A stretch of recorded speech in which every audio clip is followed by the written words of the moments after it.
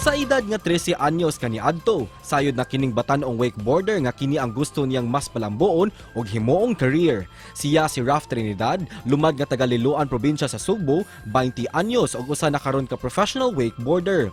Sud sa kapin unom ka tuig na niya ang pagsalmot sa managlahing mga wakeboarding competition, ubay-ubay na nga mga medalya ang iyang nasungkit. Karong buntaga, mas ila-ilahon ta siya og sayran ta usab ang iyang nahimong inspirasyon dinhilang sa GMA Regional TV Live. Ilahon karong buntaga mga kapuso, Sugbuano ni siya, wakeboarding champion Raf Trinidad. Maayong buntag, maupay na aga Raf. Welcome sa GMA Regional TV Live. Paki-shoutout sa atong mga kapuso, labi na sa imong mga higala ug pamilya din sa Sugbo. Kumusta mga kapuso? Shoutout sa akong family din ha sa Liloan, akong Pilapil family sa Liloan, akong Trinidad family sa Bareilly. Shoutout ninyo tanan din na hello. Wow, pure-blooded Sugbuanon gilin ni si Raf. Daghang salamat for joining us this morning. Gikan ka sa Camarines Sur, nag-train day kuno ka diha. First up, Raf, among ila-ilahon kinsa man si Raf Trinidad sa katungwa pa siya nahimong professional nga wakeboarder. My uncle, siya man gid ang una na wakeboarder sa family. So nahitabo was iyang gipatry ako ang mom sa wakeboarding ato sa papakit sa una. Unya pagkahuman gid og try sa akong mami niingon gyud siya. Gitawagan niya akong daddy na naa sa China that time. Ingon siya, "Ti, kaning sporta dili ni para nato, para ni Rafi mong anak." Balikan na to kato imong video, nag-viral ka, nag-wakeboard sa Kahumayan, sa kanal. Ano sa ato? Well, that was last year, I think around September, when katong nibisita ko sa Cebu, gibisit na ko akong family sa Liloan, and pag ato na magbarili, nag-decide mami kay nagdama ko ato sa akong wakeboard niya kanang nakoy tawag namo na rewinch, which is like a portable wakeboarding machine na masud na siya sa backpack. So among gi-decide na mo na kana sige dadon na to ngadto sa Cebu, tan-aw na to basig natin makakuha na content.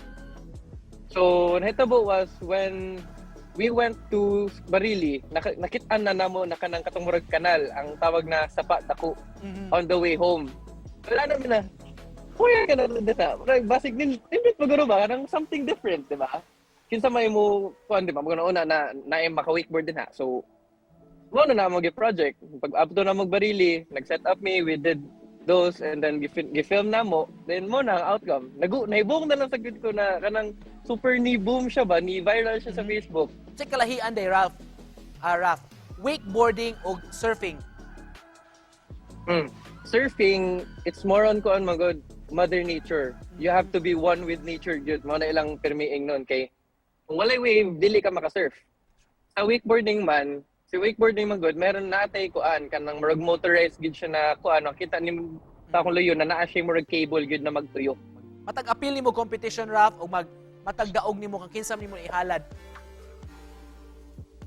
Unang-una ako gyud nang ihalad sa akong family, labi na akong parents kay sila magay number one supporter nako ever since nisugod ko. Sila gid ang naa dinha para nako since day one. Unsa may gipangandaman nimo nga kompetisyon? Karon akong gipangandaman gyud na competition kay ang World Championships na mo happen this October 30 to November 6 sa Thailand. And to close this, Raf, unsay mensahe sab nga gusto nimo ipaabot sa atong mga kapuso, unsa imong mga realizations, sa imong journey, sa imong career, sa imong passion sa wakeboarding, nga gusto sab nimo ipaambit sa mga nagtan-aw nato?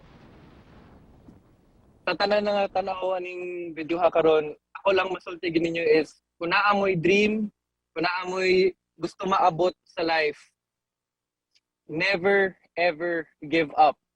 And I promise you, all your hard work will pay off eventually. Kaya na kayo na ninyo. I believe in you. Kaya na kayo na ninyo. Kung nakaya na ko, kaya sa na ninyo. Wow, thank you so much for joining us, mga kapuso. Gikan sa Kamsur, Raf Trinidad. Salamat, Raf! Thank you guys. Thank you for having me.